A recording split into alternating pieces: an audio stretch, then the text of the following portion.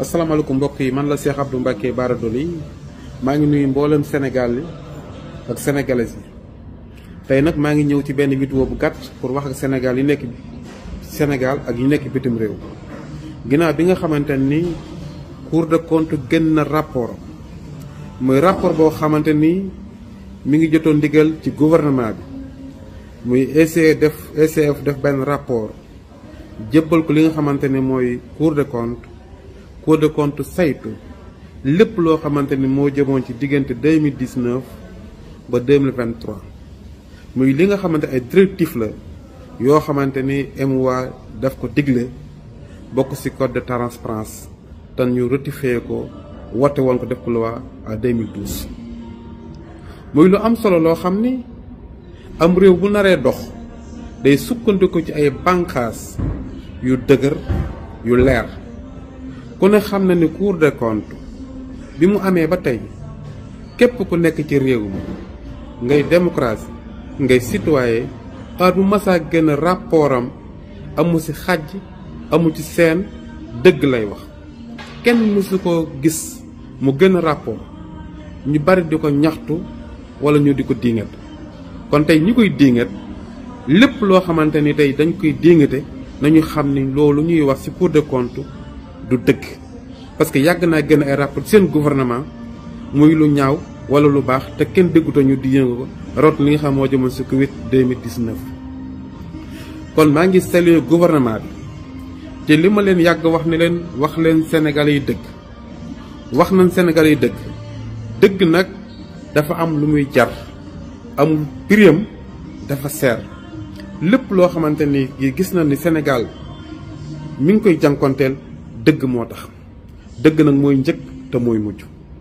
courage bi gouvernement bi am muy premier ministre Ousmane Sonko le président de la République Bassirou Diomaye Faye képp koo xam ne ab sénégalais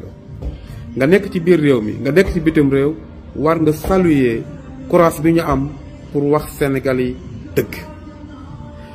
ginnaaw nag bu yàqu amee defar moo ci topp defar boobu nag dafa am lu muy laaj muy patience boobu moom laay woo Sénégal yépp képp ku nekk ci réew bi wala nga nekk bitim réew nañu mànkoo nekk derrière le gouvernement premier ministre Ousmane Sonko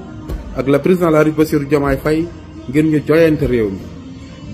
mi nag kenn ku nekk war nga sa dugal sa loxo muy xam-xam muy man-man muy pas-pas ci lu leer loo xamante day tax Sénégal avance Sénégal ay wax du ko avancé mais jëf moo koy avancé Sénégal ay malaaka du ko tabax ay junne du ko tabax ñoo ko tabaxal suñu bopp te gouvernement bees bii nga xamante ni moo yor réew mi am nañu yéene pour joyante li nga xamante ni mooy ndëng-ndëng yi Macky Sall def ak gouvernement bi ginnaaw bu ñu dégloo conférence de presse bi gouvernement bi def ñu rafetlu li nga xamante ni mooy leeral yi dégg ministre yi décision yi ñu jël pour intérêt Sénégal ñëpp rafetlu nañ ko te danañ ci jàppale pour que alalu réew mi ñu sàccoon caxatee ko ñu indiwaat ko ci réew mi te ñi nga xamante ñoo ko defoon yoon teg ci ñoom loxo ministre de la justice garde des Sceaux Ousmane Diagne wax na ko wax ji nag képp koo xamante ni tey ànduloo ci mooy day mel que ne yow da ngaa bokk ci mbir moomu noonu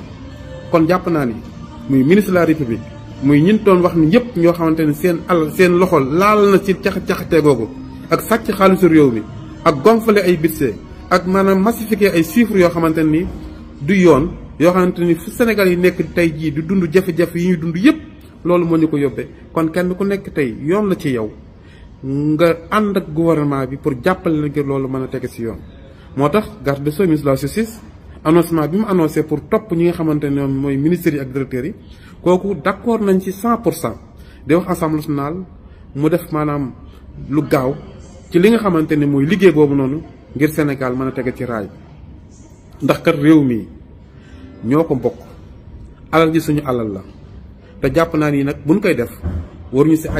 am xaj ak seen waaye Macky Sall mi ñu dénkul réew mi waruñu ñu ko ci mën a setti aussi tamit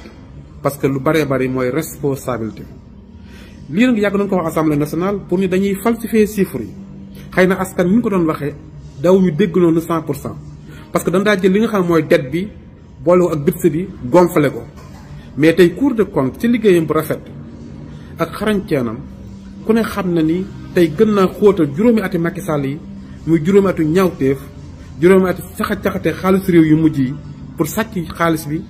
pour que falsifier chiffres yi masque ko ba tey ji jafe-jafe yi ñu jural mooy gouvernement bees bi ñu jëlee réew mi ku ne gis na Sénégal 1 an bi jafe-jafe yi nga xam moom la ñu dund fi mu toll nii lépp lu ñu liggéey dañ koy fay ay bor fii ba 45 ans sama doom bi doog a juddu day fay bor kon jàpp naa ni loolu lu ñaaw la ci réew moo xamante ni na fa nekk sur développement kon engagement bi Sénégal yi war a jël mooy ñu nekk ci réew mi ak ñu nekk bitim réew ñoom ñëpp nañu maase nekk derrière le gouvernement soutenir leen